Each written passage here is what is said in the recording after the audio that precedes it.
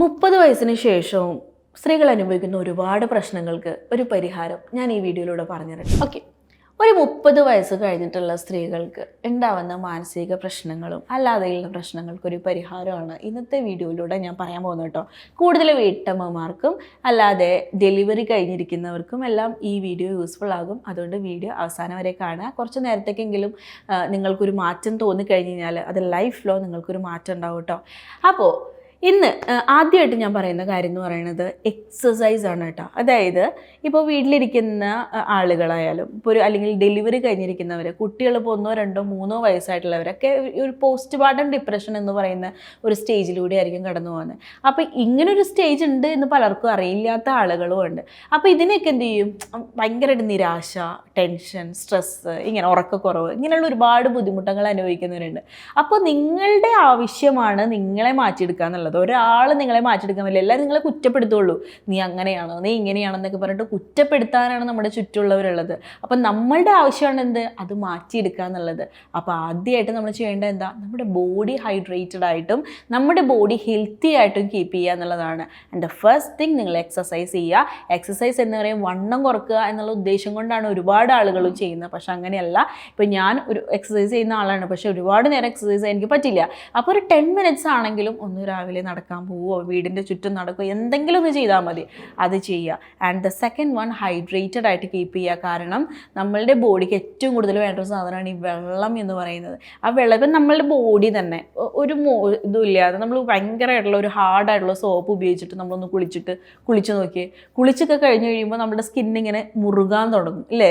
അപ്പം നമ്മളുടെ അറിയാതെയെങ്കിലും നമ്മുടെ ഉള്ളിലേക്ക് ആ ഇറിറ്റേഷൻ വന്നു തുടങ്ങും. പകരം നല്ല വെളിച്ചെണ്ണ ഓയിലൊക്കെ തേച്ച് കുളിച്ച് അതിനുശേഷം കുറച്ച് മോയ്സ്ചറൈസറൊക്കെ തേച്ച് കഴിഞ്ഞ് കഴിഞ്ഞാൽ നല്ല സ്കിന്നൊക്കെ നല്ല സപ്പിളായിട്ട് ഹൈഡ്രേറ്റഡ് ആയിട്ട് മോയ്സ്ചറൈസ് ആയിട്ട് ഇരിക്കുമ്പോൾ നമുക്ക് അതിനുള്ള വ്യത്യാസം നമ്മുടെ ഉള്ളിലുണ്ടാകും, ഉള്ളിൽ അറിയാൻ പറ്റും. നിങ്ങളൊന്ന് ട്രൈ ചെയ്ത് നോക്കണം കേട്ടോ അത്. ഓക്കെ, ഞാനങ്ങനെ കുറച്ച് കാര്യങ്ങളൊക്കെ ട്രൈ ചെയ്യാറുണ്ട്. കാരണം നമ്മളെ കീപ്പ് ചെയ്യുക എന്നുള്ളത് നമ്മളുടെ ആവശ്യമാണ് എന്നുള്ളത് കൊണ്ട് കേട്ടോ. അപ്പോൾ അത് ചെയ്യുക. ആൻഡ് ദ മെയിൻ തിങ് എന്ന് പറഞ്ഞു കഴിഞ്ഞാൽ exercise. And the second one, നല്ല രീതിയിൽ വെള്ളം കുടിക്കുക എന്നുള്ളതാണ്. ആൻഡ് ദ തേർഡ് വൺ എന്ന് പറയുന്നത് നമ്മൾക്ക് വേണ്ടിയിട്ട് കുറച്ച് സമയം കീപ്പ് ചെയ്യുക എന്നുള്ളതാണ്.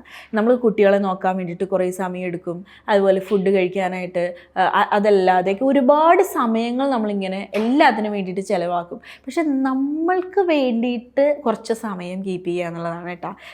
കുട്ടികളുടെ കാര്യങ്ങളെല്ലാം ഓക്കെ ആക്കുക, വീട് കാര്യങ്ങളെല്ലാം ഓക്കെ ആക്കുക, ഹസ്ബൻഡിൻ്റെ കാര്യങ്ങൾ, വീട്ടുകാരുടെ കാര്യങ്ങളെല്ലാം ഓക്കെ ആക്കുക.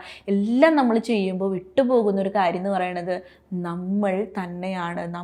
നമ്മൾക്ക് വേണ്ടി എന്ത് സമയം കീപ്പ് ചെയ്യുന്നു എന്നുള്ളതാണ് മെയിൻ തിങ്. ഞാൻ പറയുകയാണെങ്കിൽ നിങ്ങൾക്ക് വേണ്ടി നിങ്ങളുടെ പഠന കാര്യങ്ങൾ മുന്നോട്ട് കൊണ്ടുപോവുക, ജോലിക്ക് പോവുക, ഇതൊക്കെയാണ് ഞാൻ പറയുക. പക്ഷെ എല്ലാവർക്കും അതിന് പറ്റണം എന്നില്ല, എനിക്കറിയാം. എല്ലാവർക്കും ചിലപ്പോൾ അതിന് താല്പര്യം ഉണ്ടാവില്ല. പക്ഷെ നിങ്ങൾക്ക് വേണ്ടിയിട്ട് നിങ്ങളുടെ ഇഷ്ടമുള്ള കാര്യങ്ങൾ ചെയ്യാൻ വേണ്ടിയിട്ട് കുറച്ച് സമയമെങ്കിലും കീപ്പ് ചെയ്യുക എന്നുള്ളതാണ്.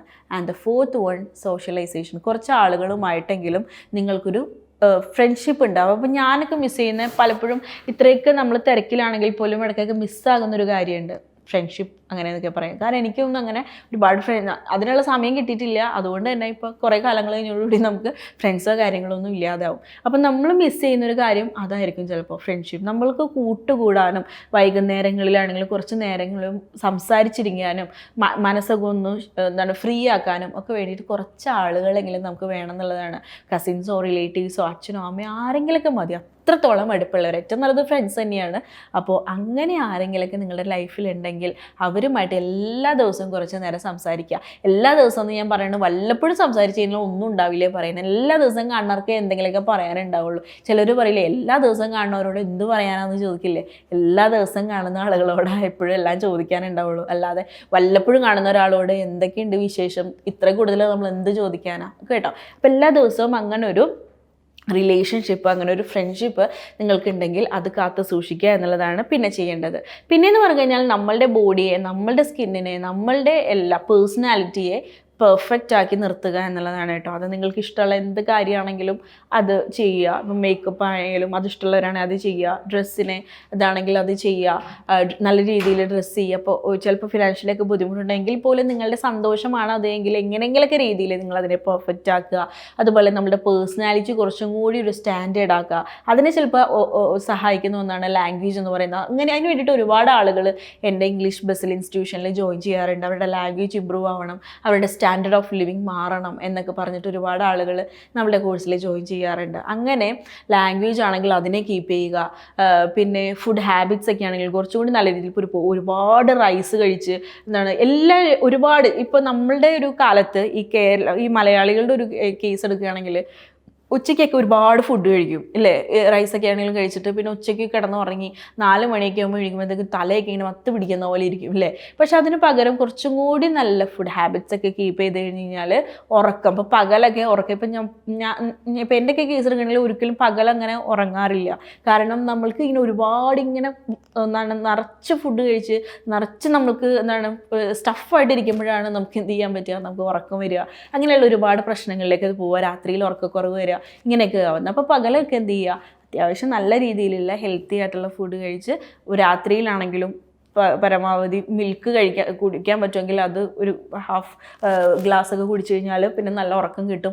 അങ്ങനെയുള്ള കുറച്ച് കാര്യങ്ങളൊക്കെ, ചെറിയ കാര്യങ്ങളാണ് ഇതെല്ലാം അല്ലേ. രാത്രിയിൽ കുറച്ച് ഫുഡ് കഴിച്ച് കുറച്ച് ഫ്രൂട്ട്സ്, കുറച്ച് വെജിറ്റബിൾസ്, കുറച്ച് ഒരു 1 ഗ്ലാസ് പാൽ, ഇങ്ങനെയൊക്കെ കുടിച്ചു കഴിഞ്ഞ് കഴിഞ്ഞാൽ അത്യാവശ്യം നല്ല രീതിയിൽ തന്നെ ഉറങ്ങാൻ പറ്റും.